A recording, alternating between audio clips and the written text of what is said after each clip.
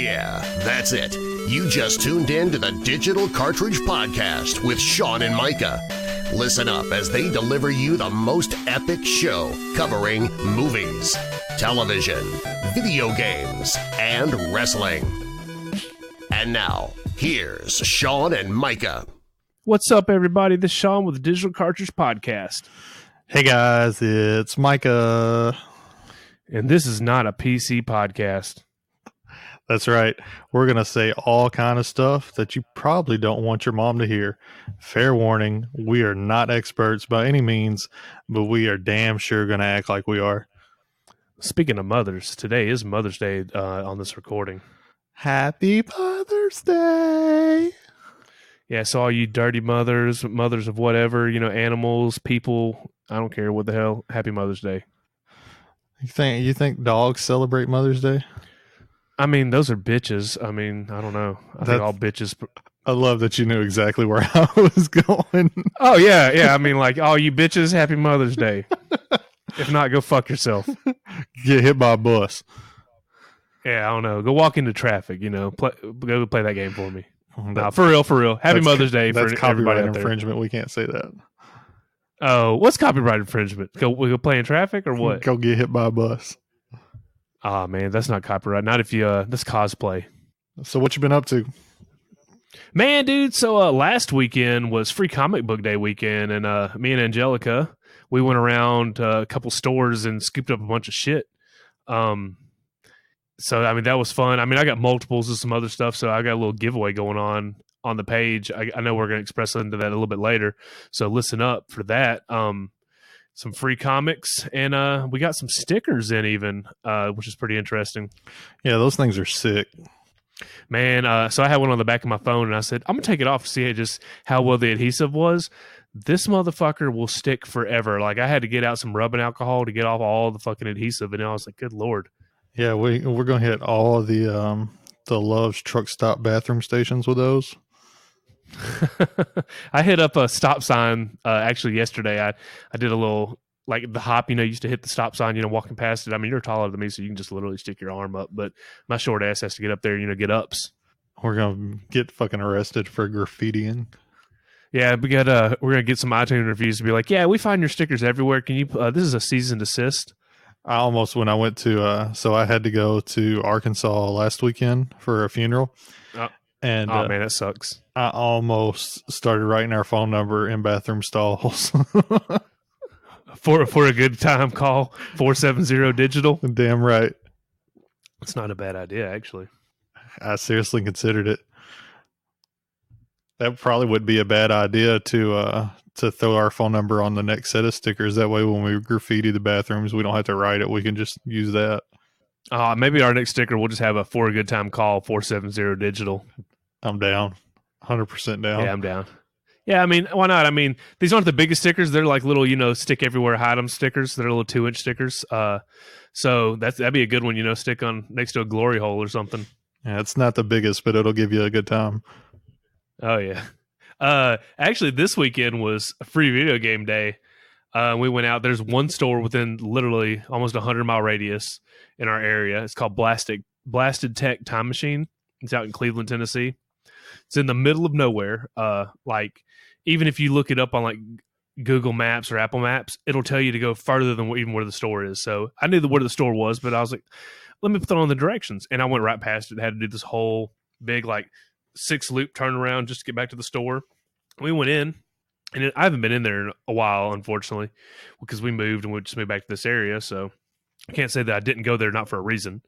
But they had some box NES games that I picked up along the way, so I was supporting small business also. But we picked up 2 free games. We got Super Mario Brothers 2 for the NES and RoboCop 3 for the Super Nintendo. And RoboCop 3 is pure trash. So I'm going to keep it anyway. I don't have it in the collection, but I do have, this will be my second copy of Super Mario Brothers 2, so I might figure out what we're going to do with that later.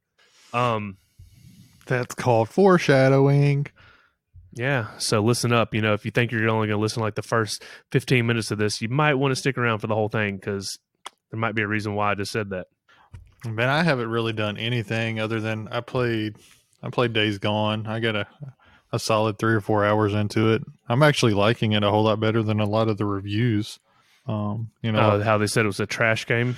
Yeah, and I mean, I can see where people have a complaint with it. If people that don't like Red Dead Redemption, like people that hate it on open world game and the repetitiveness of it, I can understand where they wouldn't like it, and I can get some of the complaints with the save system. Like, it doesn't have a quick save system. The only way to save is to go back to your motorcycle.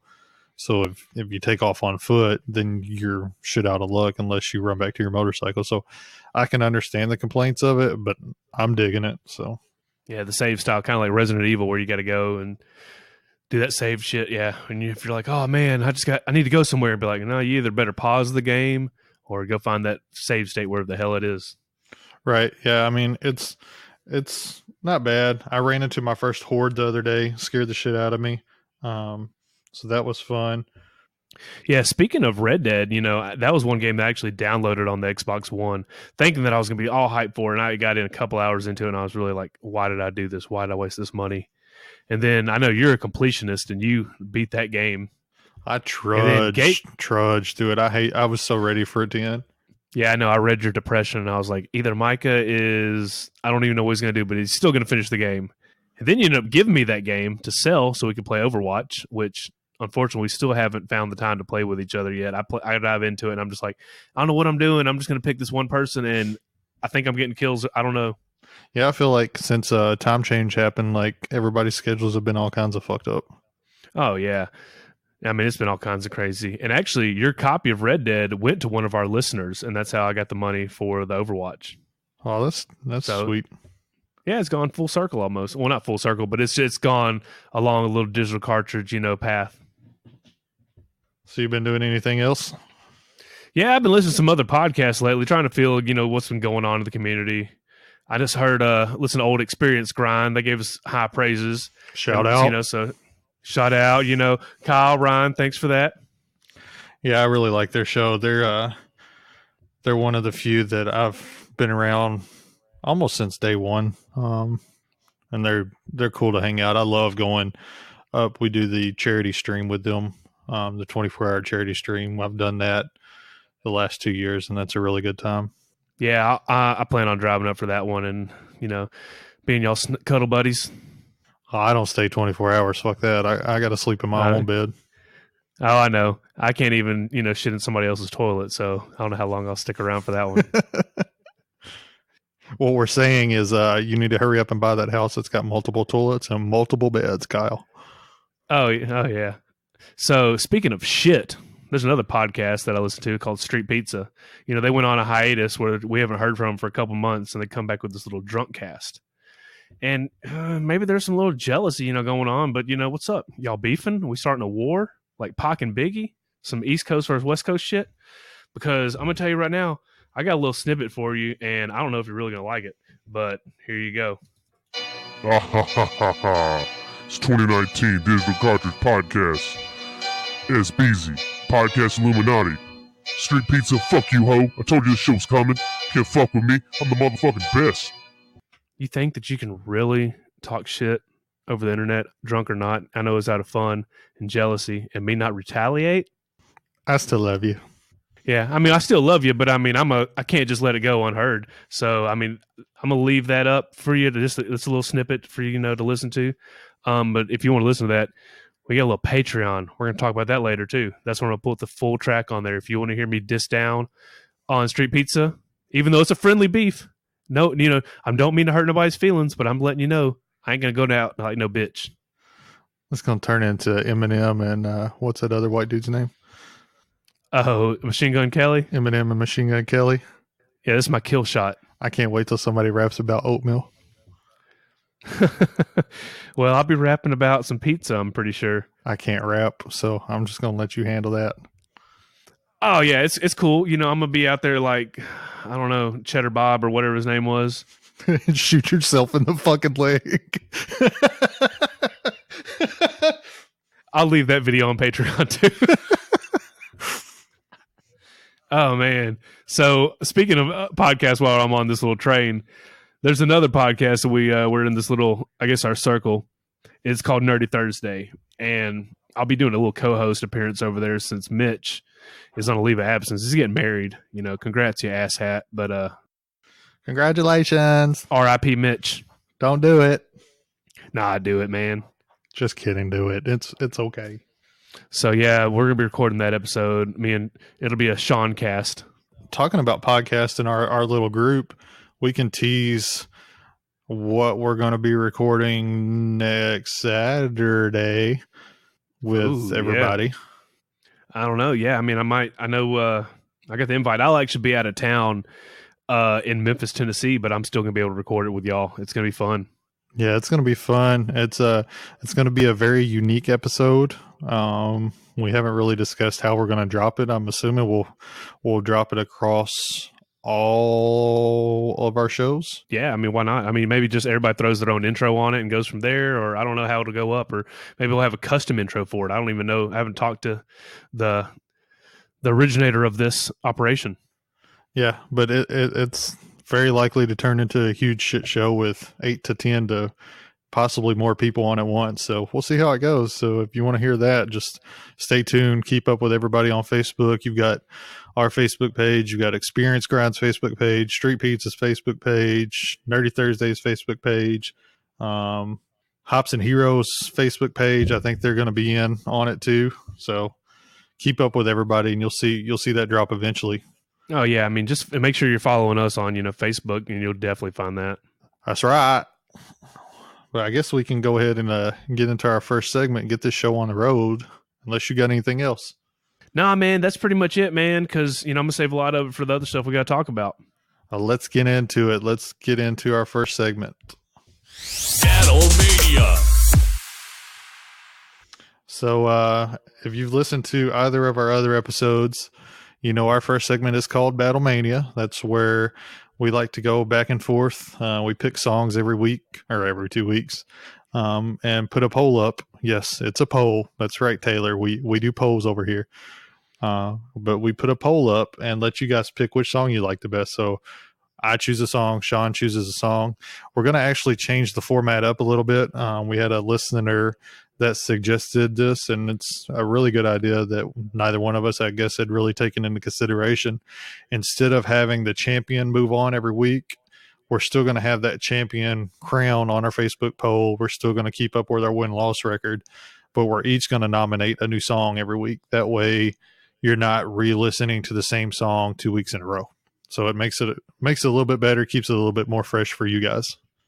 I don't see us constantly picking the same song, for a month long and it always being a winner. Unless you just literally pick something you're going to tank on, and that means we're just giving up at that time. This week, I'm choosing the I Love You song by Barney. I'm going to pick the song that never ends. I would vote for your song over my song in that situation. Oh, but it'll never end. So, you'll never be able to not hit like on it because it's still going. So, our results for last week, I went into last episode's poll as the winner with my song, which was Lollipop by Framing Hanley. And your song was 3-6 Mafia, Where's Da Bud? Is it duh? Like Da Bud? Da Bud. I know where Da Bud is right now. Where's Da Bud? You can be up with that number real quick, and I'll show you where Da Bud is. That's 470 digital. We had a total of 37 votes, and you actually won with 62% of the votes. So that moves your record to 2-1 and my record to 1-2. Yeah, so I think me being a hometown hero over there in Memphis, I reached into the pot and pulled that one out. Yeah, and no brushes with fame this week, unfortunately. Yeah, they're like, damn, dude, these people really love us, but we're gonna quit liking their shit. No shares, nothing like that. So fuck you guys, we're moving on. So what's your new song gonna be?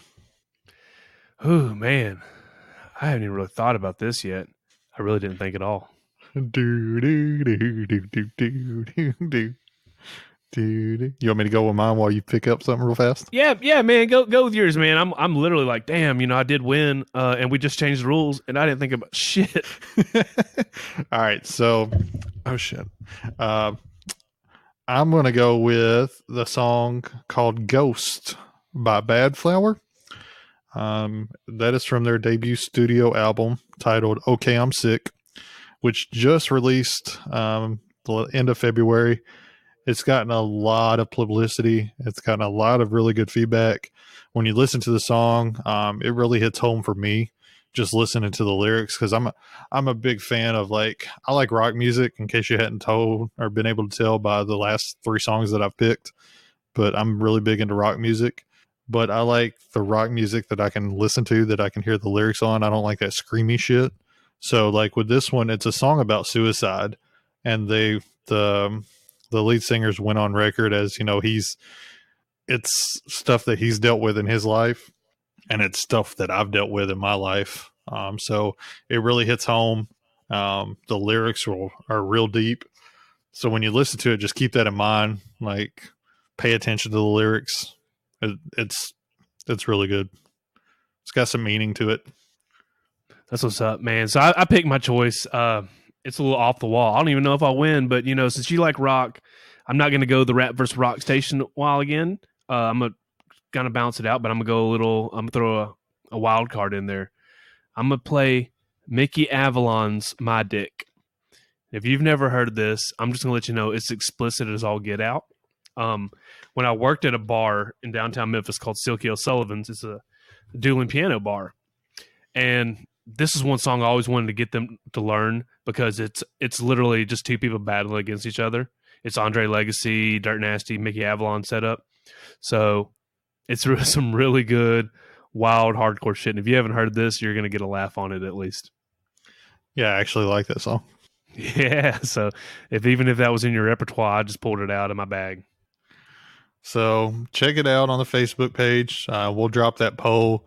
Episode typically goes up on Tuesdays. The poll typically goes up Wednesday afternoon, Wednesday evening. We leave it active for about a week. And then that way you guys can go in, you can listen to it. Links will be in there to the YouTube videos. And let us know what you think. If you have any feedback, if you have any song suggestions yourself, shoot them over. We'll take them into consideration. If it's something that we dig, we'll nominate it for our next go round. Yeah. Best of luck, Micah. I'm gonna lose because your song's better than mine, but mine has meaning. Well, here's the thing: you never know, because it's not even about friends. Because I noticed some of the votes are some of my personal friends, and they're like your song better, and vice versa. I'm just like, damn, I'm like, it's that it's not about picking sides. It's literally about picking music, which is one thing that I'm glad to see. Yeah, I'm a big fan of any type of music other than opera. So I'm down for always listening to other people's selections. Oh, you don't want to hear me sing some opera? No, I'm good. No, I'm good too, actually. I mean, my rapping is probably, as bad as it gets. I'm white. I have no rhythm. So, I mean, it is what it is. All right, let's jump into the next one. Let's jump into our next segment and keep this show going. So, what's up? I gotta fill you in on what I've been watching. Oh, jeez. This may contain spoilers. So this is our second. How many segments we got? Good Lord. We got 300 segments.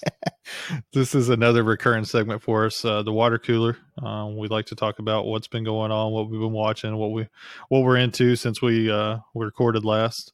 You want to kick us off with some of your stuff, and I'll chime in. I've been on a really big movie binge lately. I don't know why. Maybe because really, there's no TV that's just interests me other than my same normal 2 shows that I watch every week. I watched Cold Pursuit with Liam Neeson.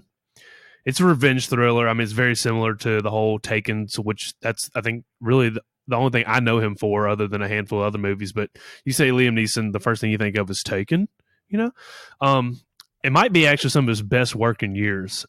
He's a snowplow driver where his son is killed, and then he goes for revenge. It's some cinematic eliminations that appear in these after death scenes of this movie that really caught my eye and interest. It's not going to be the greatest movie in the world because it's your typical Liam Neeson revenge thriller movie. You know, he's I going feel like after that's all he doing his does thing. anymore is film these type of movies where somebody's killed and he's going after revenge. I mean, that's the same as like, you know, casting like Bruce Willis, you know, for a role. It's like it's always the same role. If you want that specialist, that's what you're hiring for right then and there.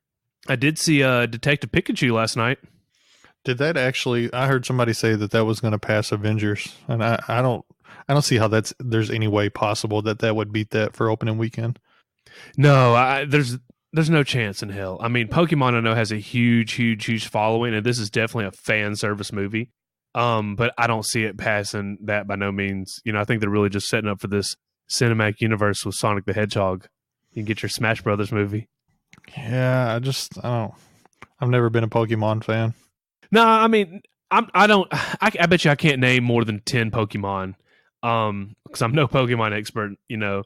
So we'll go after that. But like I said, it's a fan service movie. And I even believe it was more so made for an older crowd and not even like younger kids, maybe like 13 and up, actually. Just because real life scenarios and stuff. And it has some dark parts to it. I mean, it's like I said, it's a good movie. I didn't go into it with any expectations. I was like, I just want to see a movie at the movie theater. So it was pretty good. I didn't even watch any movies really. I mean, as far as like sitting down and watch a movie, I know we watched a couple of trailers for movies that I want to see, a couple that we shared on our page. Yeah, I mean, it's been a good season for some trailers lately. From you've got the Spider-Man Far From Home. You know, if you haven't seen Endgame, don't watch this new trailer because it's got spoilers in it.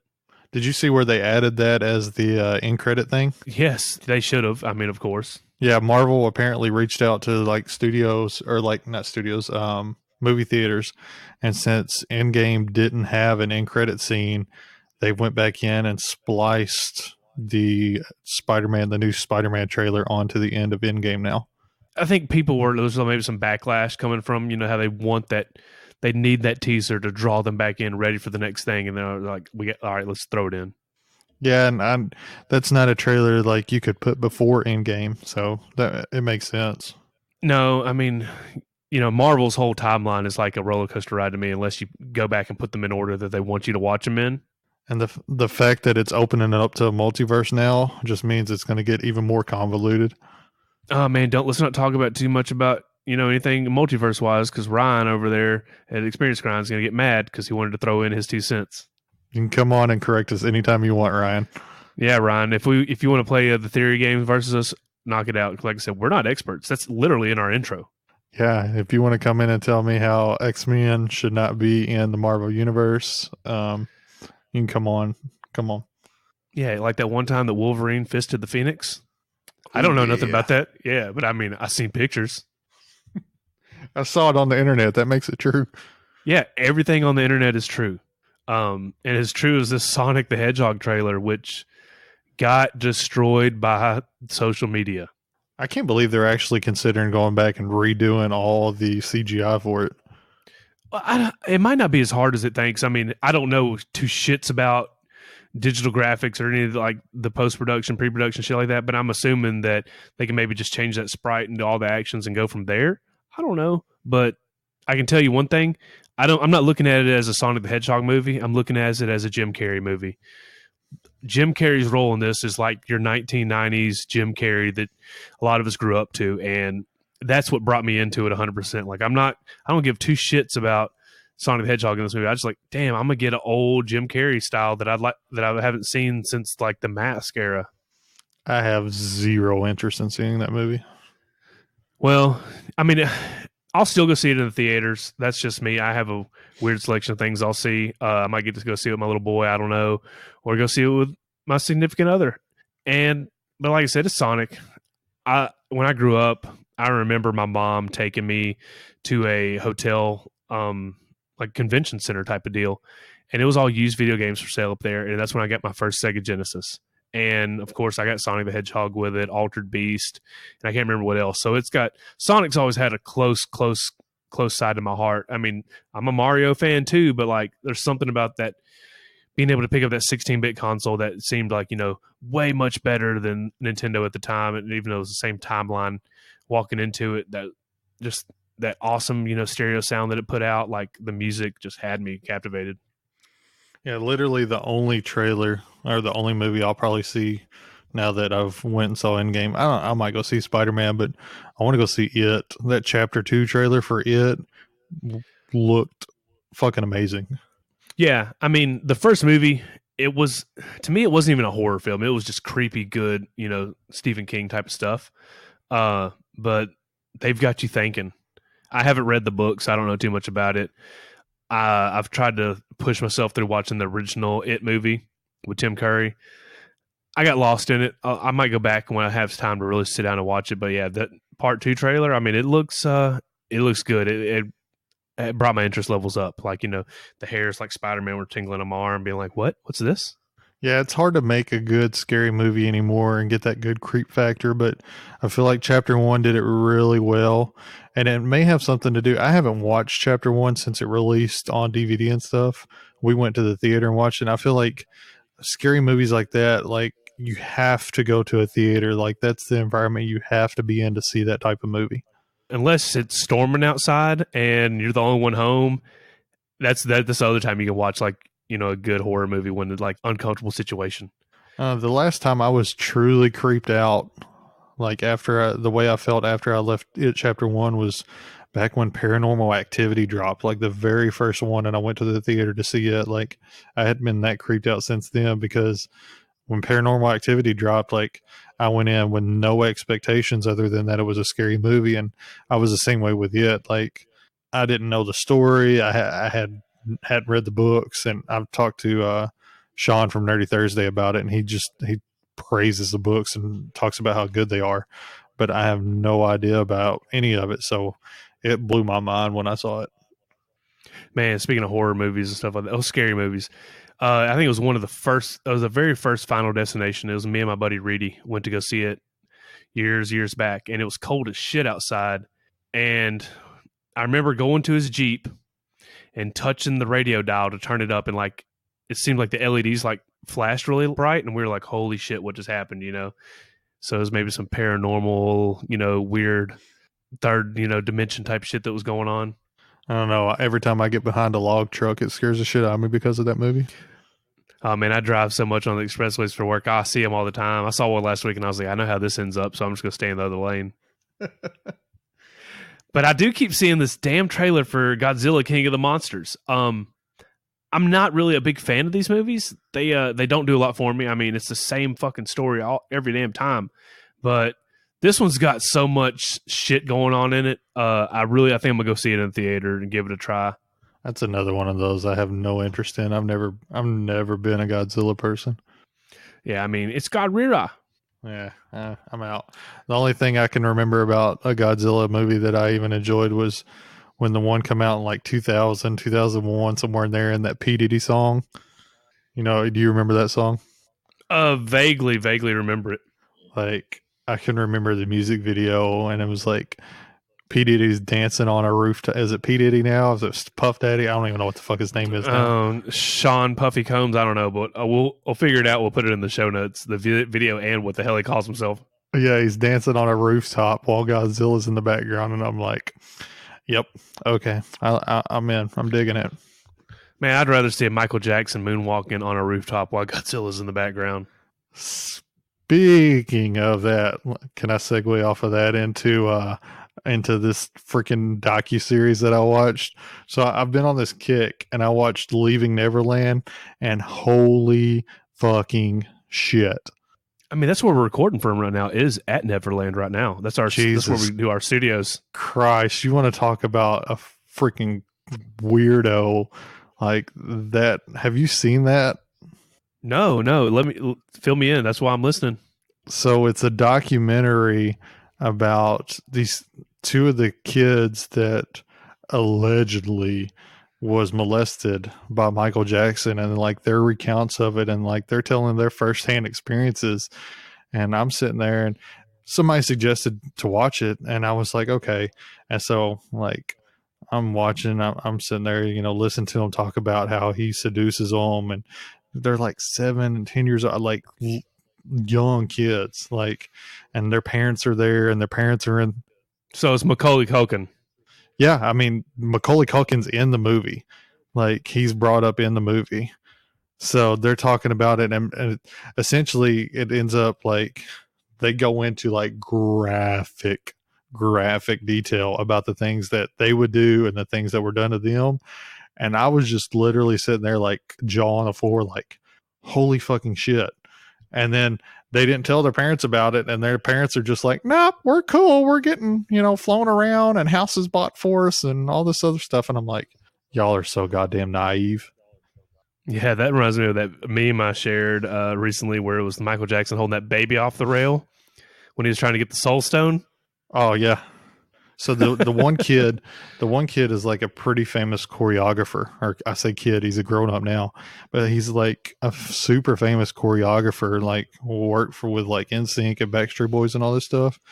But like he's on there telling stories about how like he used to crawl over to the corner of the bed and bend over so that Wacko Jacko could stare at his butthole while he's going to town. And I'm like, why am I even watching this? But then at that point, I'm like, I've already got an hour invested into this documentary. I want to see how it ends. And like, of course I know he's going to die, but like, I want to see if they like actually go after him or what happens. Like it's a fucking trip.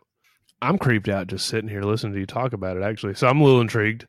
I've got some free time. It's worth watching once. I'll never watch it again, but it's worth watching once. Like Homeboy was level 9 fucking creepo.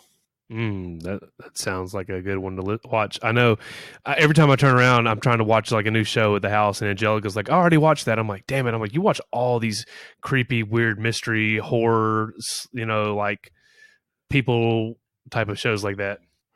Another documentary that's on HBO that I watched. Have you listened to the Serial podcast, season 1 of Serial?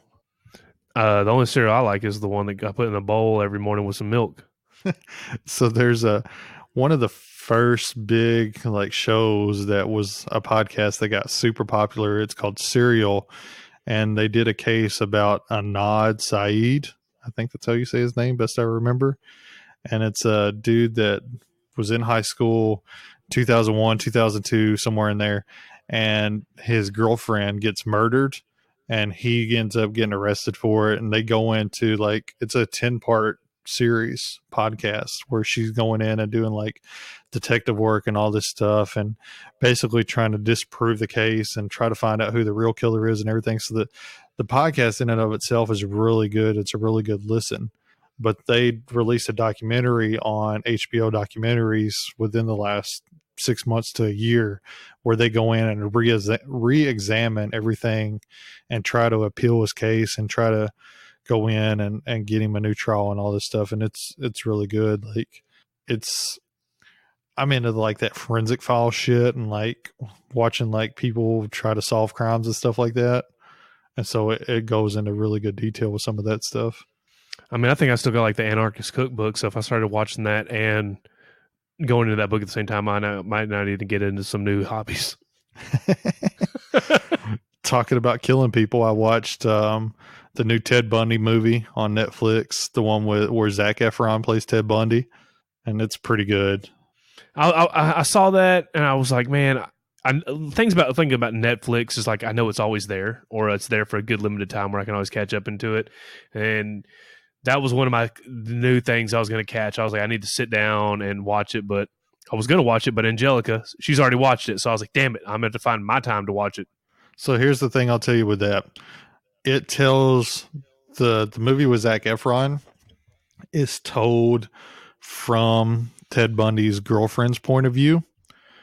And then there is a documentary on Netflix called The Confession Tapes or something like that with Ted Bundy, where it's a 4-part series. If you're going to watch both of them, and I recommend that you do, watch the Zac Efron movie first, because the confession tapes go into so much more detail and they talk about so much more stuff that you're like watching the Zac Efron version. Cause I'd already seen the other one. I was like, they're leaving this part out. They're not even talking about this. And so like they're doing it for the movie purposes and because it's from this other person's point of view. But I'm like, this is all details that really happen and I want them to talk about and they don't. So I would watch the Zac Efron first. At least I know the order to watch them, and so I appreciate that. Yep. And then I binged through Black Summer on Netflix as well. I don't know if you've seen it. That's the new zombie one that's on there. No, I haven't even heard of that one yet. It's got Jamie Presley in it, the blonde chick from. She was in White Chicks. This is the last thing I remember her being in. Is that the one from Joe Dirt? Was she? Yeah, she was the sister in Joe Dirt. Yeah, you're my sister. You're my sister. Yeah, she was the sister in Joe Dirt. She's in it. It's really good, but it's one you've got to pay attention to just for the simple fact, like I said, it's a zombie show. But it's told every episode. There's 10 or 12 episodes, but every episode is broken down into 4 or 5 segments, and then each segment is told again from like a different point of view. So like a different character's like what they're going through, and then the last segment or 2 segments or what have you will line up. So it could be like what I'm doing, and then next segment will be like what you were doing on your side of the story, and then third segment's us together doing, you know what I mean? So you've got to pay attention. I got you. Yeah. There's the Deadwood movie is coming out at the end of this month, so I've been binging through that. If you've never seen that, that's really good too. That's on HBO. Remind me what Deadwood is. So it's about actual people in a gold mine set up in Deadwood. I think it's Deadwood, Colorado. Like in the 1890s, like Wild Bill Hickok is in there. Calamity Jane's one of the characters. So it's based off of real people and them showing up at this camp and mining for gold and that kind of thing. So I've been to Colorado and with my buddy Jeremy, and we've drove through where they do these mining things. And the people that set up and live with these motherfuckers are like, you know how carnies are fucking strange and weird and you wouldn't want to fuck with them? These people are like carnies times 100, just out there in the mountainsides. Panning for gold. Not even that, like the mining like areas they have, and like the just setups where they just live like shit out there. It's like it's weird. Like I wouldn't want to double cross these people or even cross their path, because you'd end up like probably in the river or down an embankment dead. So is it better or more or worse than Eastern Kentucky? I haven't really gone through parts of Eastern Kentucky, but I can only imagine out there in those mountains. Oh, buddy, it's worse. Oh, buddy. You want to hear some deliverance music, just drive through Eastern Kentucky. If we have any listeners in Eastern Kentucky, I apologize. But oh, that's just like Gatlinburg, Tennessee, out there towards that way. Yeah, I mean, you've got your really touristy areas of Gatlinburg and Pigeon Forge, and then you got some places that you don't want to go. Yeah, I mean, all of East Tennessee out there is good old boy territory. The only other big things that I've saw kind of news-wise from TV or movies or anything, Big Bang Theory's coming to its finale. The last episode will be this Thursday. Oh, man, that's been a long run. They've made a shit ton of money. Like they're making Friends type money, like at this point. Oh yeah, I mean they've got a huge cult following too. So I mean they've been. How many years do you think they've been around by now? I think this is season 13, season 12, season 13. That's crazy, man. Yeah, and the only reason they're even ending it is because the dude that plays Sheldon went on record and just basically said that he wanted to do something else, and so you can't have that show without him. Oh yeah, and I mean, wherever he goes, he's always going to be known as Sheldon. That's like kind of that curse that you're going to have, kind of like Tom Welling did on Smallville. He's always going to be known as that Superman. I mean, right. You can't put him anything else, and he's gonna. The bad thing is, like even that dude, he's stuck in that persona. Like in any other movie he's ever tried to do, he always has that same style that he's done for the whole 10, 20 years that he's done something. So I can only imagine the dude that plays Sheldon is going to be in that same predicament at one point in time in his life. Yeah, he so when we went to New York last summer, we just happened to be eating at the cheesecake place that's really famous up there that was near like some of the Broadway shows. And I don't know about that one. I don't remember the name of it. But anyways, we were sitting there, we ate dinner, we were sitting there eating cheesecake, and like there's like studio exits like literally 10 feet away from us outside the window. And so they come outside and they start erecting like a metal barricade, and we're like, what are they doing over there? and more people start to show up. And I told Ashley, I said, I bet they're about to let a show out. And so we finish eating and we go over there and we stand there for about 20 minutes or so. And they had let out, it was a short, like 6-week production show with a bunch of, I'm gonna have to think of the name of it, but it had a bunch of, it was nothing but gay dudes. Like, hang on, I gotta look it up or it's gonna drive me nuts. That's all good. While you're looking that up, I'll go over some real quick things. This coming weekend, is May 17th. We've got John Wick 3 coming out. Keanu Reeves, he's a good actor, but he's stuck in those handful of roles. And like, I'm always going to know him as, like Bill and Ted's and then, The Matrix. It'll be him and a fucking dog is going out killing people the whole time. Then you've got A Dog's Journey. But I don't want to watch that. I don't need to cry during a dog movie in a theater the whole time like somebody's mom watching Steel Magnolias. All right, so it's called The Boys in the Band. And Google says the play revolves around a group of gay men who gather around for a birthday party in New York, and it's groundbreaking for its portrayal of gay life. But it's got a ton of famous people in it, including Jim Parsons, the guy that plays Sheldon.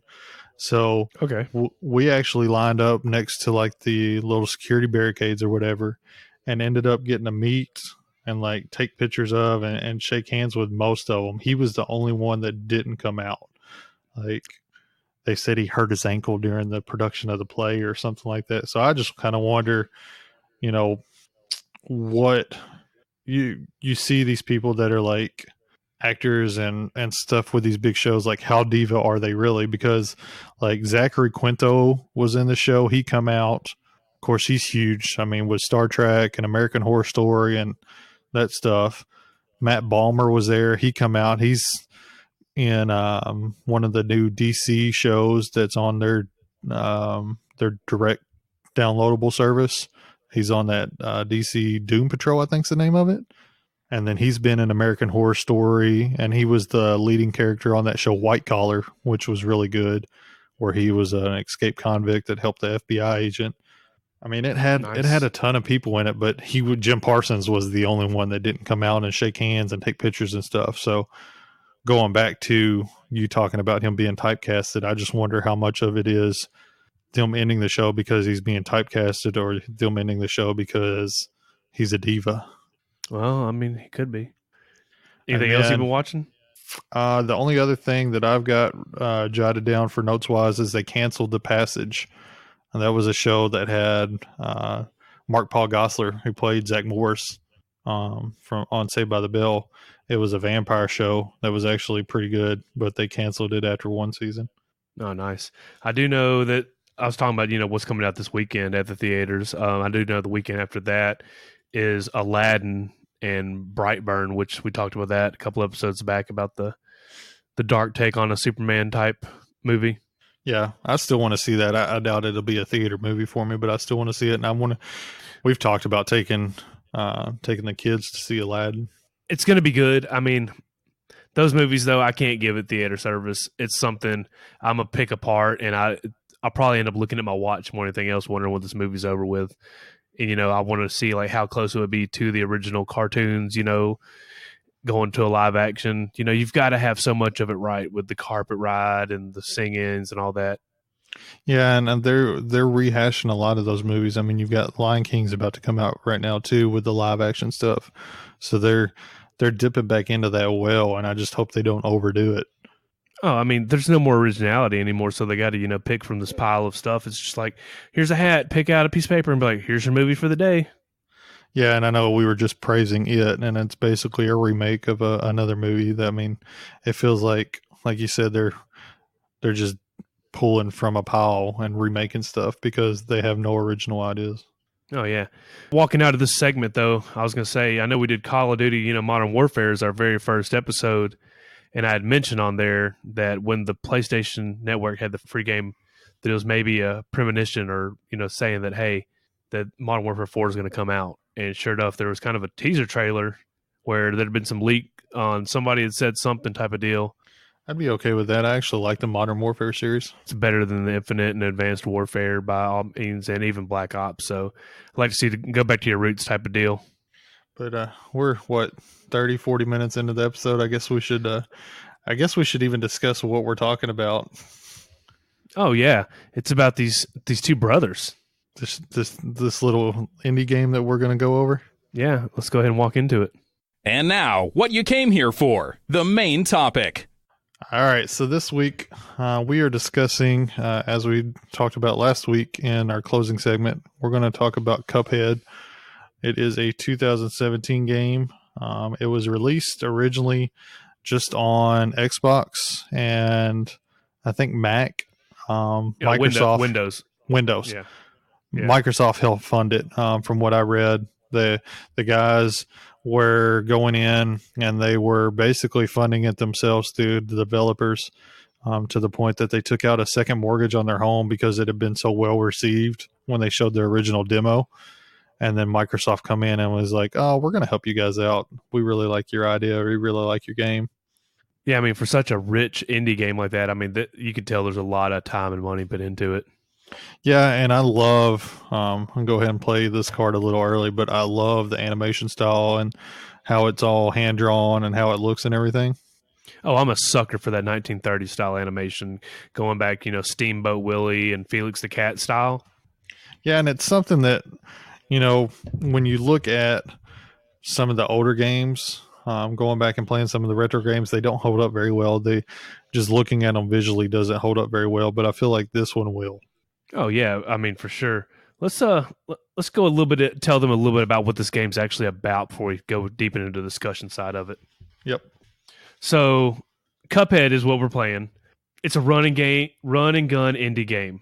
It's Cuphead and his brother Mugman. I believe they're twins, but there's nobody really says yes or no on that I've seen so far. But it's a game that's full of boss fights. It's got role playing elements. You can upgrade weapons along the way. But you got to get coins from these running gun levels to get that. So, and you know why? It has so many boss battles? Why? So they went for a world record on that. They was set up, and I think the previous record was 22, 24, something like that, boss fights. And this game has 30 boss battles in it. So it set the world record. Well, thank God that you got infinite lives on it, because I would never in my lifetime be able to beat this game, if it had like Contra, like 30 lives, with a code type of deal. Oh, I've got my numbers for number of deaths we'll get into here in just a minute. Like, there was no way. If it wasn't for infinite lives, I would have been screwed. So this game is set in the Inkwell Isles. Cuphead and Mugman, they're living under the watchful eye of the Elder Kettle. And these two hit up the Devil's Casino and start playing craps. And they get on this hot-ass winning streak. Well, the devil offers to raise the stakes. One more roll, Cup and Mug can win all the money in the casino. But if not, the devil takes their souls. So Cuphead, he's all about that money. One more roll, hits Snake Eyes. So they're begging for their soul back, and the devil decides to make a deal with them. He says, go out and collect all these soul contracts, which is basically the ownership of the souls that is runaway debtors, by midnight the next day. Well, I can't even beat this game in one day, so I don't know how the hell these two little shitheads were able to go out and do this in one day, timeline-wise while you're playing the game. And he might let them keep their souls. So they go visit the Elder Kettle for going on this little journey, and he gives them some go-go juice, which in the original trailers, it had XXX on it, so he's like literally liquoring those boys up. And once he gives them that go-go juice, and then here's the thing, if Cuphead was a Kyle, that go-go juice would be Monster Energy drink. But since, the Elder Kettles hooked him up with this potion or whatnot, they can now fire blast from their fingers. Yeah, and they snap. They snap when they want to shoot. Yeah, they snap. I mean, they got to have some thick... They're going to have arthritis, if they don't watch out. A whole lot of snapping going on. But basically, the plot of this game is you travel around the Inkwell Isles fighting and getting the soul contracts. You return to the Devil's Casino. Man, there's King Dice, the manager. You got to fight this motherfucker. We're going to get into that. But after you defeat King Dice, you're given the options to either give the contracts to the devil and become the devil's lackeys, or deny the contracts. And if you deny the contracts, basically you can get two endings. You give him the contracts and you become like his lackeys. You deny it, then you fight the devil, triumph over him, burn the fucking contracts, and then go home, and everybody, the whole city loves you. Now, this game, though, I can't say that I love it. It is, It's Nintendo hard. Like, it is very much Nintendo hard. Oh, it's Contra hard to me. Like, people that beat Contra, with the lives that it gives you, I don't see how you do it. Like me, I play carelessly on any game that I play. I'm out here I want to know what it's about. And I didn't get very far. I know that people have beaten the game. How far did you get, Micah? I actually 100% of this game. Yeah, so let's turn back time to Black Friday 2017. Me and Angelic were chilling at the house. We had no real want to go out and buy anything. We're opening up the ads in the paper, and I saw that Kohl's had an Xbox One for $150, and I was like, "Holy shit! I'll go out and get one now." Well, I didn't know what game to buy, but like I knew that Cuphead had just come out recently. I think it came out September 2017, something like that. And I was like, "Fuck it, I'm gonna go buy this game." Went to Best Buy and bought it, and I actually bought the hard case in it because I wanted it for the art. So I got a little lithograph like art piece, and I'll take a picture of that and put it in our show notes about it, so I could have I like it's a digital download game, but I wanted something that was a physical aspect to it. So I got that, and I want to say that I got to aisle 2 and just kind of put it to the side because that's when PUBG came out. But when I started playing this recently, I didn't have a feel for it. I don't remember what the game was about, so I started back over, and I'm only at 31%. I mean, this game makes me so mad and my blood pressure starts boiling. Like, I literally turn it off and have to go play something else. Like, after I die so many times, I just give up. And I'm like, all right, just put it down before you break another controller or throw it through the TV or literally take the Xbox and take it outside and shoot it full of bullets. See, that's one of my favorite things about it is the fact that you can die and get back into the level so quick, because it's all about the repetition and learning the patterns. I mean, each boss battle has their own pattern, has their own different mechanics, has their own variations. So everything that you learn, everything that you pick up, and everything you adapt, if you don't go right back into it immediately, it's not something that's going to stay with you. Oh, yeah, you got to remember everything. And the bad thing is, like, even though it's repetitive, you can't do the same exact thing every time. No, there's variations of their variations. Sometimes I will hit reset on it so many times because I don't want that one mid-boss. Like, I'm like, no, I want the other mid-boss. I can't fuck with this dude. Yeah, when we talk about King Dice later on, like, that was one of the things for me. Like, when his battle would load, if my layout didn't look okay, I would just reset and start over just to get my extra hit points to where I could get to them. If this game had save points, I'd be all on it and could probably beat it in a timely manner. But that's cheating, it is. But this game, like, I'll beat it in the next 5 years. I know that much. What sold me on it, like I said, is the 1930s style art. The game has character, personality. The music, that's what all sold me. And it's just a hard game. The music, I mean, your sound, when you're playing this game, your sound has to be on. If you're playing it, I got it when it released on Switch, and it makes it a lot easier for drop in, drop out, just to pick up and have it in handheld mode. Like, I played it when we went to Arkansas last weekend. I took it with me, so any downtime that we had, just hanging out in the hotel room, I was playing it and working on it. But headphones in, because there's so many audio cues when you're playing in the boss battles that you need to be able to hear that you can pick up on that'll help you further your progress. I mean, I couldn't imagine listening to this with anything else in the background. No, and I can appreciate, we're talking about Contra hard, Nintendo hard, like, I can appreciate them giving the different difficulty options.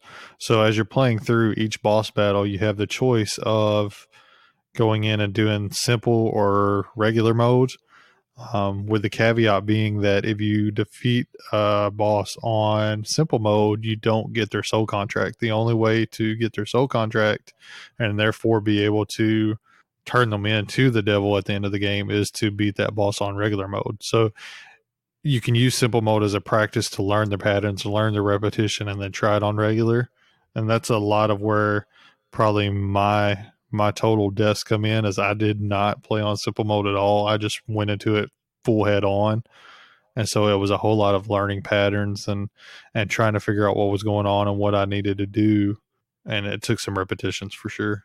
Oh, yeah. I think I only played one match, even as far as I got on simple mode, because I knew you can't go into it just being half-assed. You got to go into it. And that wasn't even until aisle 2. And I was just like, I got to figure out what's up with this map, because it's at one point I was just like, I got to get far enough in this. I can't talk about the game and not play it. But I was like, damn, I've only got, this far into it. And I was like, I can't do it. Like I said, I give myself 5 years. I'll complete it. I commend you for beating it as fast as you did. Yeah, because I downloaded it and I've put some hours into it. I wish it gave you like a total playtime or total hours sunk into it. I downloaded it Easter. It was Easter. I believe it was Easter Day. I think the Easter Bunny brought it to you then. Yeah, and then so it took me roughly about a month. Not playing solid or anything, but playing here and there and trying to get into it. But like I said, it's definitely something that I feel like it made it easier for me playing it on the Switch because I was able to pick it up and hammer into a battle for, 30, 45 minutes, get past the boss, and then just set it down and keep going instead of loading on my Xbox, having to sit down, be in front of the TV and everything else. My Switch has turned into nothing but a Tetris machine, just like the Game Boy was. We were talking about, the different islands. There's 3 islands, and then you have they call it Ink Hell, which is World 4, essentially. So you got 4 worlds. Did you have a favorite battle from any of the worlds that you recall, that you remember, that you actually enjoyed? Honestly, I think one of my favorite battles is when you actually get into the little airplanes and shooting. Yeah, it's a different variation. It's harder to parry on that thing. I don't have the reaction time for this game, I don't believe. And that's what, like I said, I'm going into it shooting, like getting this thing over with. So like there's so much shit that happens on the screen on all these anyway. Like I'm thinking I'm missing everything about like that one little fucking pea that comes up and hits you out of nowhere. Well, and the parries play into it really well because they help build up your super meter. So I guess we need to get into the mechanics a little bit and talk about your different your abilities and what the supers are and that sort of thing. Yeah, because basically you have finger bullets, is what you're talking about, you snapping and shooting the whole time. You got your dash and you got your parry slap, and that's talking about you can get up to your EX meter on that. But your pea shooter is your standard gun. It's a long range. I didn't keep that one very long. Go ahead. It depends. That's usually, I'll keep that as my number one. Every once in a while, I'll change it up. It depends on like which map I'm playing. Like instead of hitting restart, I'll go back to the actual title screen back there and like change up wherever my add-ons were. But then you got the spread, which is a red four row spread of just shooting. That reminded me of Contra. Yeah, very much so. I mean, even that's like falling down and getting the S. You were getting the spread. You got your chaser, which they're green Homan bullets, which they don't have as much like hit HP on them, but they do really good. I mean, you can be in any direction if they're going to go towards whatever the active enemy is. You've got the lobber, which are little purple orbs. They're heavy hitters, but they only bounce like once or twice and they disappear. You got the charge, which is like this orange fiery horizontal spiral. I never really got to use it. I just know it's out there. And you got the roundabout, which is the boomerang, which is probably one of my favorite ones because I'll just turn the other direction and shoot, and let it just hit the back end of it. So your loadout, you stuck with the pea shooter and the rebound? Roundabout is like my number one on like my secondary. But then I'll go back and get spread sometimes. But those are usually my pea shooter. I usually always have on because it's that long range. It's gonna hit and hold. It's one of the fastest shooting ones out there. But that roundabout, the boomerang, and the spread are my other ones that I swap up most of anything else. See, once I got the Homan, the Homan bullet one, that was something that I stuck with because that way the chaser one, anytime I was doing anything, like I knew I was at least getting some damage. So yeah, I would just hold down the fire button the entire battle and then make myself actively avoid anything that was on screen because I knew I was doing damage on some level, whether it was weakened or not. I was at least making some headway. Yeah, I didn't even take that into consideration for the ones where there's just so much shit on the screen. Just get the Homan bullets and just play dodge the whole time and keep the button held down. Yeah, I did that, and then my secondary was the spread. That way, if I needed to get close to anything, it was a medium damage. So that way, I was still inflicting enough damage that I needed to. But I feel like the Homan bullets were it for me. Just like I said, because I used with the super. You've got the upgrades. Or you got the supers and then you got the abilities. So I stuck with the super that was the I switched back and forth between the one where you turn sideways and do like the multi-hit, like your level 1 super. Oh yeah. And I would use the level 2 super, which gave you like 30 seconds of invincibility or 15 seconds of invincibility. Yeah, I can only imagine you use that a lot probably in their final boss battles. Yeah, towards the end, especially with some of the ones that had a lot more shit, I would switch between those two. Third super was pretty cheesy. You made a ghost that come out and it basically gave you an extra couple of hits, but I didn't feel like it did anything really. But I used the dash ability to where you're invulnerable during your dash a whole lot.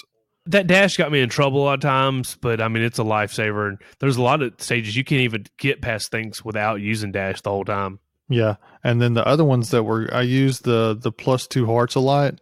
The only caveat to those is it weakens your bullet. So if I knew I was going into a battle that was nothing but spread and I wasn't going to use my chaser bullets at all, I would up my HP by 2 and then go in using a medium damage gun, even though it was weakened. Yeah, because you could probably sit around, 6 HP in some games after a while with that. Yeah, and it makes a difference. You don't have to worry about being hit as much. You can focus a little bit more on your attack versus being worried about dodging everything.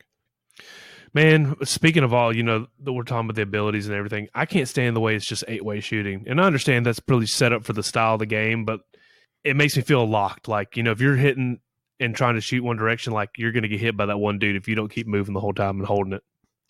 And I hate that there is an actual lock button. Like, at no point playing this game did I hold down the lock button to continue aiming in the same direction. Like, I was moving the entire time I was shooting. There may have been once or twice that you could have done it, but like you're just asking to get hit every time with it. Yeah, 100%. They're like, there's no reason for you to stand still and shoot in one direction.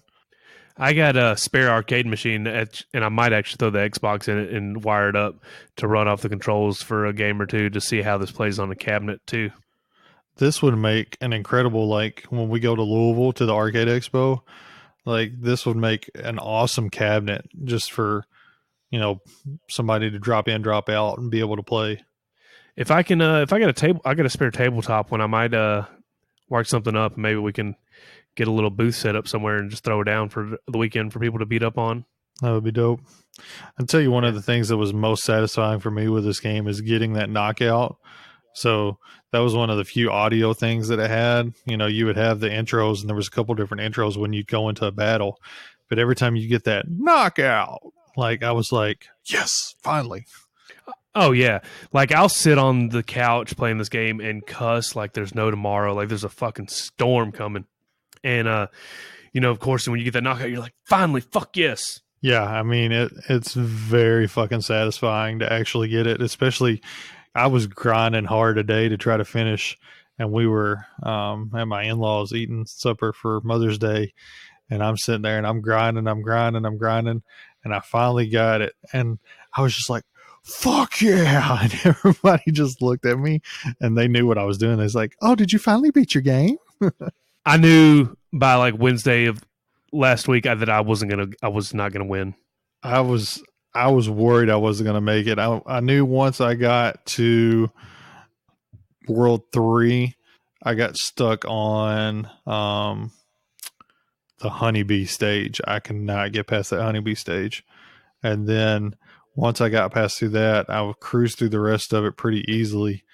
And then that King Dice stage took me a little bit. And I was worried I wasn't going to get past it because it draws out so much. But then today I was like, I'm not putting the Switch down until I finish it. Yeah, I know. You kept sending me updates on Facebook, and I was like, yeah, 99%. Then you're like, you got to find where that missing coin was, whatever, so you get that full 100. Yeah, you have one missing coin per island, like one hidden coin per island. And I was like, I missed one. And I was like, damn it. Yeah, when you're at that 99%, you got to go ahead and get that 100% just to go ahead and, put the nail in the coffin. Yeah, and I was like, I'm not walking around all this. I done spent 4 hours playing it today. I just YouTubed it. Where are the coins? And I was like, oh. And it was hidden behind one random tent that I forgot to walk behind. So I YouTubed and cheated 1%. Yeah, I mean, I YouTubed a little bit of the final boss battles because I saw the part on King Dice where you got to roll the dice and you can move kind of like on like a Monopoly board towards to where you get to fight them. Yeah, so let me run through real fast because I kept up on my death totals. I want to run through that real fast, and then I'll talk about King Dice. So, World 1, the blimp fight in that one was probably my favorite fight. The one where you were talking about flying the plane, Yeah. where you fight the Zeppelin. That was probably my favorite fight on that. And I had a total of 68 deaths, making it through World 1, which I felt really good about because I hadn't played the game. I'd watched Dave from Tyler and Dave Play Old Games, TADPOG. I know we've got a lot of mutual friends in common with them. I'd watched him whenever they played and streamed this, or he played and streamed this video back in October, November of last year, because they did an episode on it. And I'd seen a little bit of his video, but I wasn't really familiar with it. So I felt good about that. And that was a big mistake because World 2 kicked my ass. The roller coaster level, do you know which one I'm talking about? No, because I literally just walked into World Isle 2 just today, and I was like, fuck myself. As soon as I went to it and played like one of the 2 levels you can get it to without having to, beat a boss to like get a staircase opened up to the next section, I was not having a good morning. So you've got, when you get into World 2, the only 2 that you can get to is the roller coaster, and then there's another one. The roller coaster's on your right, and that one destroyed me for the longest time. It's got a clown that you had to play against, and then the roller coaster comes through the middle of the screen at times. So eventually getting through World 2, ended up almost doubled my deaths. So just in World 2 alone, I had 129 deaths. Like I said, that one hurt. That one took a lot longer, and it was a lot more grindy than I expected it to be, mainly because of that roller coaster one. But it was, after I was done with it, it was one of my more favorite fights. There's a dragon fight that's in World 2 that's really hard as well. I may have been at like 80 deaths, and that was, starting off into the second aisle. The honeybee fight in World 3, I just mentioned it a little bit ago. It's one of the harder ones, but it's one of the more fun ones I enjoyed because it's a scroll up fight. So as you're fighting this honeybee inside of what looks like a hive, the screen scrolls up instead of left or right. So that was something that was different. I really enjoyed it. And then getting through World 3, I had 91 deaths through World 3. So even backed out a little bit. Did a little bit better than World 2 for sure. I guess World 2, pretty much like is either make it or beat it type of situation. Yeah, I feel like once you get past World 2, and it may have just been me getting stuck on that roller coaster one, like if you can get past World 2, then you owe it to yourself to sit down and try to finish the game. And there's a lot of good breaks in there too, because you've got the run and gun levels, and then you've got the mausoleum fights where you do nothing but parry the entire time. So you've got breaks to where if you're frustrated, if you're stuck on a boss battle or something like that, you can go in and do something different at least. I don't know if you noticed, but the lady that's in the mausoleums, Lady Chalice. Yeah, Lady Chalice. There's actually a DLC coming out soon. I know when they talked about it, it's called the Delicious Last Course. And if you look at each letter on that, it literally says DLC. You can actually play as her coming up soon, and then there's going to be, a whole new aisle, new bosses, and new weapons. It was actually a mod that somebody made of this game as her, and they kind of took off with it. And now the makers of this game were like, well, let's, if that's what the fans want, let's make it happen. Yeah, I'll end up getting that for sure. I'm not a big DLC person, but I'll get that just because I enjoyed. Once I was done with the game, I can feel like I enjoyed it. I enjoyed it enough to finish it, but that can be completionist in me too. It can't be that much more. I mean, you've already beat an extremely, extremely hard, coveted game. Take a little bit extra. When you get into World 4, which they call Incal, the King Dice battle that you were talking about. So from a story standpoint, King Dice is basically your like secondary boss. He's like your Goro if you're playing Mortal Kombat. He's keeping you from getting to the end. And the way his battle is set up is it's almost like a roulette table, and it's turned on its side. You've got 9 different mini boss battles, and then he'll excuse me, he'll throw up a dice and you have to parry the dice to roll a 1 through 3. And then each number correlates to a different boss battle, and then you have safe spaces in between those battles. But what makes it so difficult is you start out with 3 hit points, or if you're using one of the other modifiers, 4 to 5 hit points.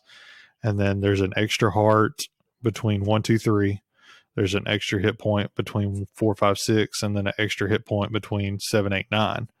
So if you hit the dice correctly, and the dice moves pretty fast, so you can't just sit there and wait on it.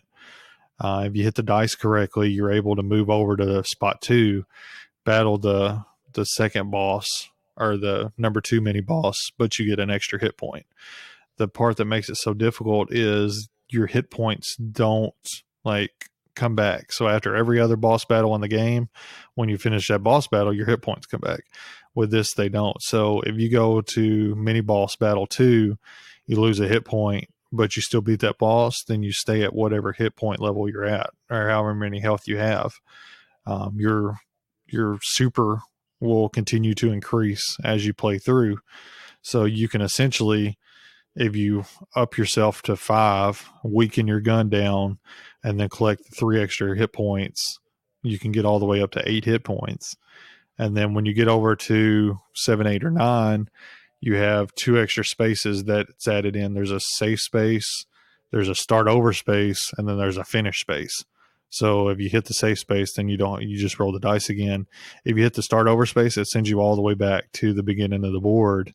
It leaves the mini bosses that you completed cleared, but you had to roll the dice to get back through again to be able to hit the finish space. And then as soon as you hit the finish space, it launches you straight into a boss battle with King Dice with whatever remaining hit points you have.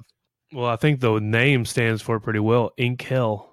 That's exactly what it sounds like. It was rough. I ended up just between King Dice and then going into the Devil battle, because after you beat King Dice, you're given the option of, do you turn over all the contracts that you've collected to the Devil? If you say no, then it prompts you to fight him. If you say yes, the game actually ends, and it gives you one of the endings to where Cuphead and Mugman are now dead essentially and work for him. Yeah, they looked evil as all get out. Yeah. If you say no, then it prompts you into a battle with him, and his battle's got 3 or 4 forms, and it's pretty rough, but it's nowhere near as hard as King Dice, just for the simple fact that the King Dice battle, you have to carry those hit points through potentially 9 mini bosses and then plus King Dice. So I ended up 80 deaths just in Ink Hell alone. And that gave me, I went back to the pool after I finished. That gave me a total of 368 deaths playing through the entire game. I bet you I'll be way more than that when I'm over and done with this game. Yeah, I mean, it seems like a lot. And I like I said, a good chunk of that is because of World 2. And I don't know if retries factor in as deaths. I did not test that theory, because as I was playing the King Dice battle with that roulette table, if by each mini boss, I knew the different layouts and I knew which ones I didn't want to fight. So when I would retry, if the extra hit points, I was making sure I was going through and collecting those. And if there was an extra hit point on a boss battle that I did not want to fight, I would reset. I would restart and then let it re-randomize that. I'm quick on hitting restart instead of actually letting the whole match end, because just you can get back to it quicker too. You shave a couple seconds off your gameplay constantly. For sure. It's a lot. It reminded me of the first year I went to Kyle's house for the Experience Grind stream. Ryan had me play Meat Boy, and I never played that game, and I haven't played it since. But it reminded me a lot of that game, just because when I played it, you died, and then you immediately started right back. There was no downtime. There's some games you have in a fighting game, even you start back to the select screen, and you got to go back to the intro screen and then back to that. I just like the instant, bam, right back into the action every time. But yeah, I mean, like I said, the completionist in me is really glad that I finished it. It's a hard ass game. I know a couple people I've talked to basically said that they have no plans of playing it, no plans of finishing it. I don't want Man, to. here's the thing. Go ahead. It's an indie game. It's cheap. I mean, I know on Xbox it cost me $20. How much is it on the Switch? It's $20 for me as well. Yeah, it's $20. I mean, it's a great game for $20. I know some people bitch about indie games and like, oh, it should be a $7 game or buy it when it's on sale. For everything that was put into this game, give them the $20. For the amount of time I sunk into it, it was well worth $20. I love this game a lot. It's got a very odd cult following too. If you just go to rule34.xxx and search Cuphead, there is some off the wall art that people have made for this. That's all I got to say on that little segment on that. And there's some like fan theories and some videos on YouTube, and they get into, some of the backstory for the actual story. I could have cared less. It felt like a boss rush game the entire game, and I really enjoyed it. There's platforming to it, but it's kind of essential with, like you say, 3 little mini bosses and 1 big boss every match. Yeah. World 1, I think you've got 3. World 2, I think you've got 4. And World 3, I think there's 5. I think it increases with each world. Okay. And then you have 2 run and gun levels per world, and you have 1 mausoleum level per world. Well, Micah, if you were to keep this game and put it on your shelf, where would you put this? I'm going to go, I feel like I've said top shelf for everything we've done so far, but I really enjoyed it. So I'm going to put it on the top shelf. It's hard. It's super hard, but it's going to be one of those games that I'm going to be able to at least look back on and say, I actually finished that. And like humble brag, I completed it when other people couldn't.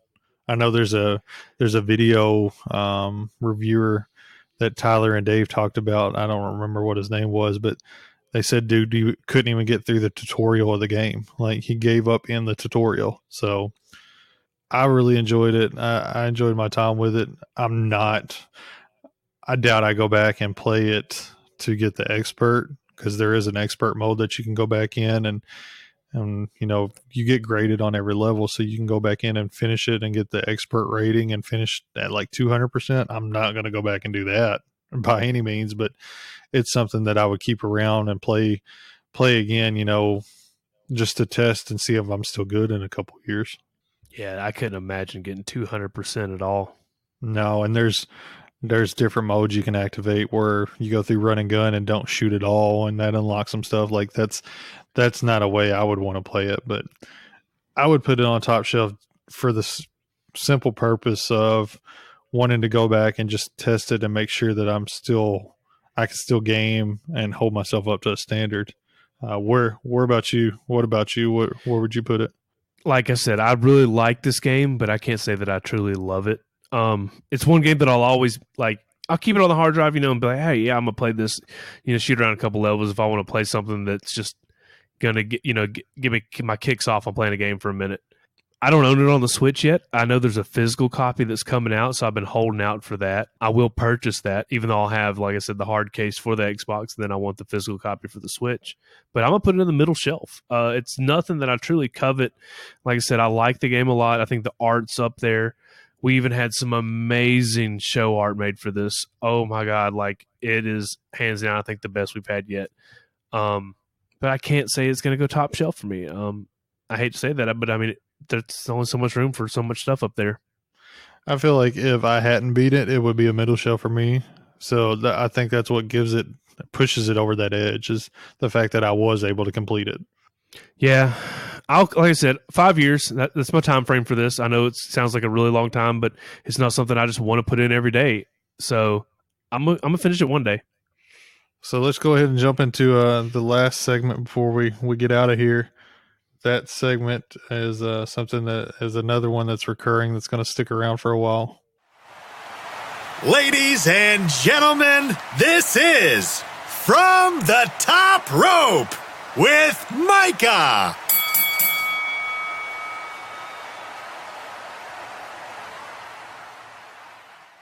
So From the Top Rope is our wrestling segment. That's where we kind of discuss what's been going on in wrestling, what we've seen, what we've talked about, and and what happened in the wrestling world in the past. I've kind of been checked out, to be honest with you. Some of the storylines in WWE are starting to get a little out there. They've continued to move people around. They've continued. We talked about last episode, the superstar shakeup. They were still moving people around. They're still moving people around. It's like they don't know what they're doing, and so they're just flying by the seat of their pants at this point. They're pushing for ratings. It sounds like a writer's block that's almost gone on. They've had a couple of writers quit. They've had a couple get fired. I really think it's a push for ratings more than anything. They come out and try to, in storyline, make up an excuse for why people from SmackDown are showing up on Raw and why people from Raw are showing up on SmackDown, and just instead of saying, hey, it's because we want more people here, we want the bigger names here. So instead of taking the time to develop people into bigger names, they're just using the pre-existing ones. And they've come up with this bullshit wild card rule where 3 people from one show can show up on the other show, and it's all they're doing is pushing for ratings. This past week was one of the few times in the last year that I've turned it off. Like, I was like, I'm kind of over it at this point, because Vince McMahon comes out and he says that anybody can show up from anywhere at any time, and up to 3 people can show up. But then there were 4 people that showed up, and then on SmackDown only 3 Raw people were supposed to be there, but then they count a tag team as 1 person, and then this other guy doesn't really count because he's a free agent. They're trying way too hard, and they've put themselves in the corner, and they're trying to talk their way out of it, and they're failing miserably. Yeah, I saw in the media that it's just been like super downhill, and just everybody's been bitching about it, and I've just been like, holy shit. I mean, do you need to go back to the old stuff? Like, do you need to like kind of like hit restart on this, or where do you go now? Well, and they had one of the lowest ratings produced shows for Raw last week or week before, like one of the all-time low scores. So they're throwing everything they can at the wall. And then the other big thing they're going against, the Money in the Bank pay-per-view is a week from tonight, and that's going head-to-head with the Game of Thrones series finale. So they know they're not going to have as many viewers because people are going to be watching that. So they're throwing everything they can at the wall to try to pull in viewers, and it's just they're not thinking about anything long term. It's just immediate gratification versus trying to flesh out any kind of long term stories.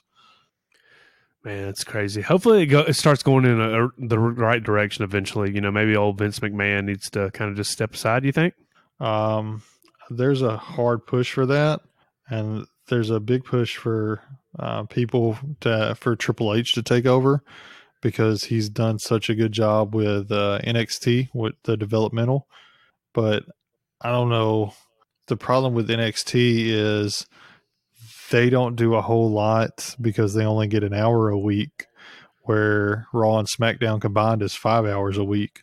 So that's a lot more content that you'd have to put out. So I don't know. They just, instead of focusing on building up more characters and more people, they're relying on old stuff. So the only thing that's really going on good for him right now is the new Bray Wyatt stuff and his Firefly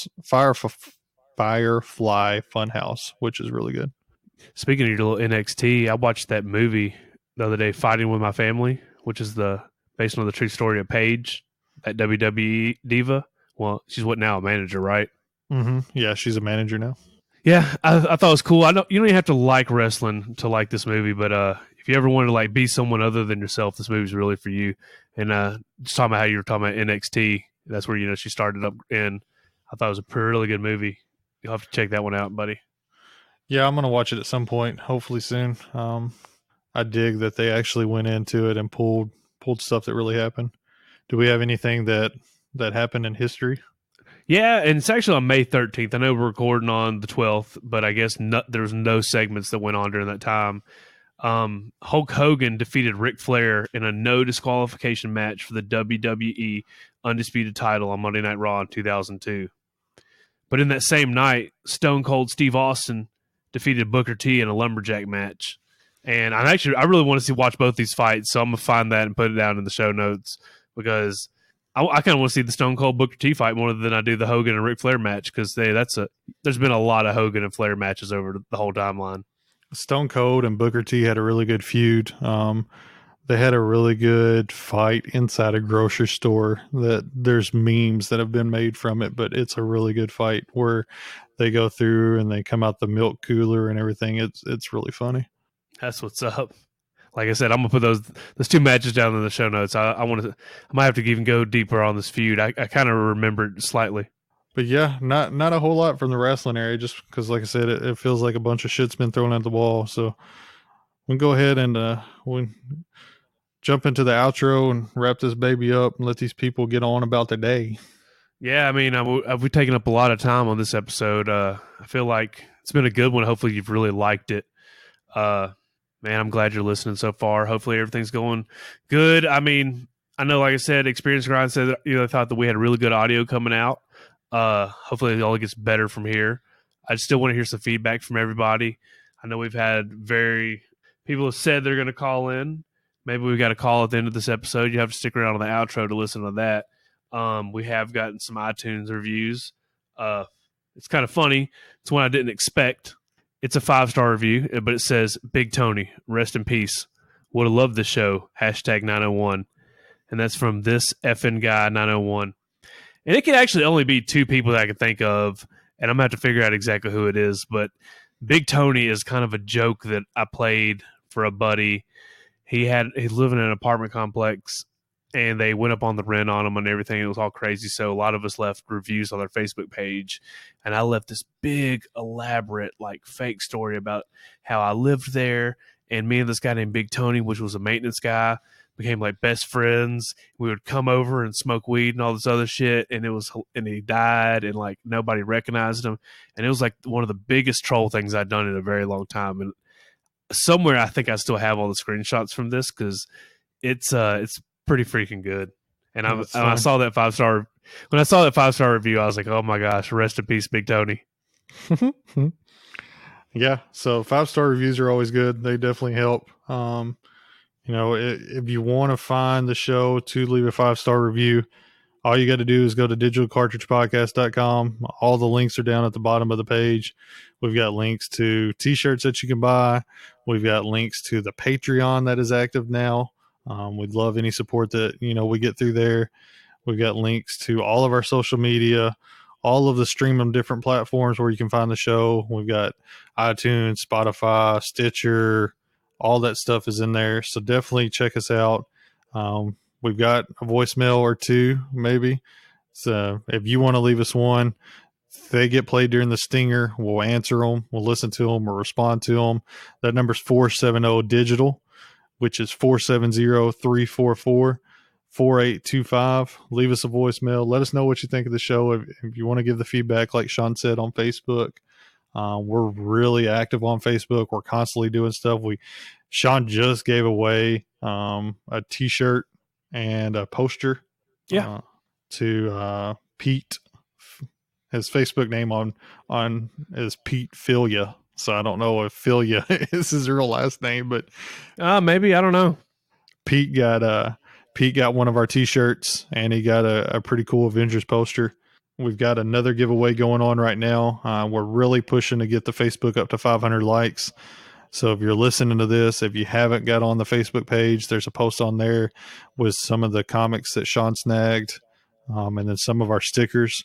So get on there, like, share, follow that post, like, share, follow our page, help us out, get us up to 500. Let everybody that you're friends with on Facebook know about us. We appreciate any input, any shares that we get from that. We're trying to be really active on there. We're trying to keep everybody involved with the polls and the giveaways and everything else. So anything you do for us on there is greatly, greatly appreciated. Yeah, you want to tell them how they can actually get some of these really wicked stickers that we had made up? How can we get some of those really wicked stickers? There's this thing called Patreon. I don't know if you ever heard about it, but it's a way that you can actually thank us for listening to this. It's a small donation. There's actually tiers that I have set up over there.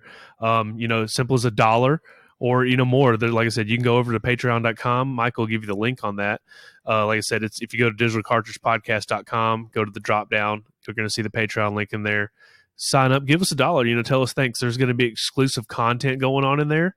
I've got something planned up. I'm going to review with Micah. Actually, I'll tell it to you right now. Would you want to do an episode on dad jokes? I'm down. I mean, we can get raunchy, and I'm talking about, we cuss on here. We talk about some, shit, whatever BS, but I'm talking we're going to get nasty in that motherfucker. 100% in. I've even got, I don't know if y'all saw the sketches for this episode. I've got some rejected sketches that were made that are exclusive to our Patreon donors.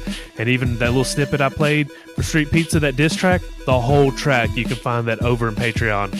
It's just patreon.com/digital cartridge. So yeah, jump on there. Give us $1. I mean, give whatever you feel like, but give $1 and get in.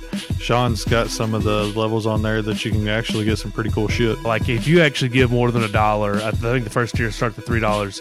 I'm actually going to mail you shit. Like you're actually going to get shit. The more you give me, the more you're going to get back.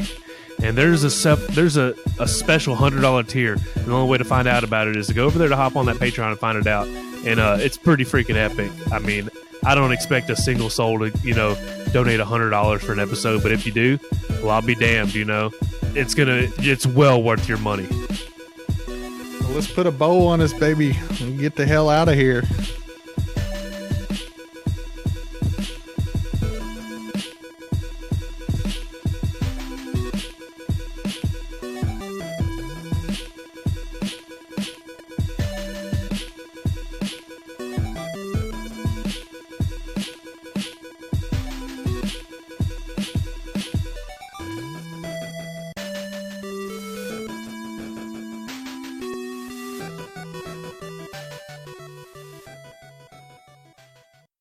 What's up, boys?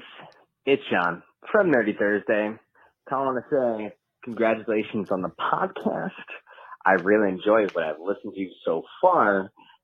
Fuck the Avengers, and also, what was the thing that you found hardest about Cuphead? If you didn't already talk about it in this episode or last week's episode or next week, I don't know, but I know you're doing Cuphead.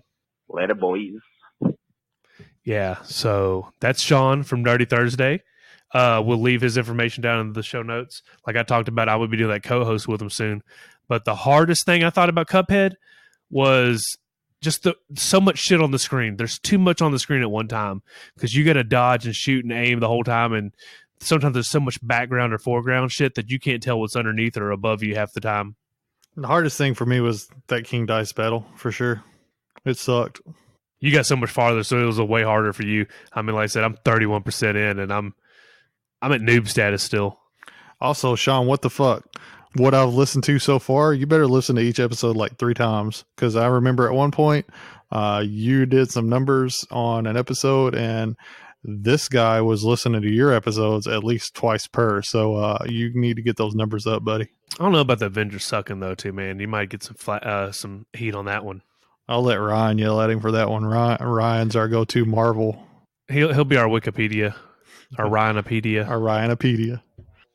Fuck you, I'm out of here. Peace! Hey, what's up, everybody? As you know, in any recording, there's always bumps and scrapes along the way. And at the end of the recording, me and Micah both noticed we never talked about what we're going to cover for episode 4. And it's actually going to be Super Mario Bros. 2. The reason being, this is one of the games that I got for free during the free video game day. And why not be able to play this and then actually give the game away to one of our listeners? So that's why we wanted to give this back to you. I'm all about, doing stuff for the community. So we're doing this not only for us, but for you also. So thanks for listening, guys.